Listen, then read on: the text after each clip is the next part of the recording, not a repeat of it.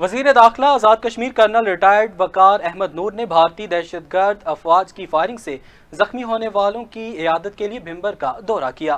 وزیر حکومت نے زخمیوں کے جذبے، ہمت و حوصلے کو سلام پیش کیا۔ حکومت آزاد کشمیر کی طرف سے ہر ممکنہ مدد کا اعلان کیا اور زخمیوں کو بہترین طبی امداد دینے کی ہدایت کی۔ Deputy commissioner Chaudhry Haq Nawaz, S S P Muhammad Amin, D H O doctor Iram Batool سمیت متعلقہ ہیلتھ سٹاف نے وزیر حکومت کو زخمیوں کے علاج معالجے کے حوالے سے بریفنگ دی۔ وزیر حکومت کرنل وقار احمد نور نے اس موقع پر زخمیوں کا حوصلہ بڑھاتے ہوئے کہا کہ حکومت آزاد کشمیر عوام کے شانہ بشانہ کھڑی ہے۔ وزیر اعظم آزاد کشمیر چودھری نور الحق کی قیادت میں پوری کابینہ متحرک ہے۔ وزیر اعظم خود متاثرہ علاقوں اور بازاروں میں عوام کے درمیان موجود رہے ہیں اور عوام کا جوش و جذبہ بڑھاتے رہے۔ سینئر وزیر نے کہا کہ عوام کو تنہا نہیں چھوڑیں گے، پوری قوم مسلح افواج پاکستان کے ساتھ شانہ بشانہ کھڑی ہے۔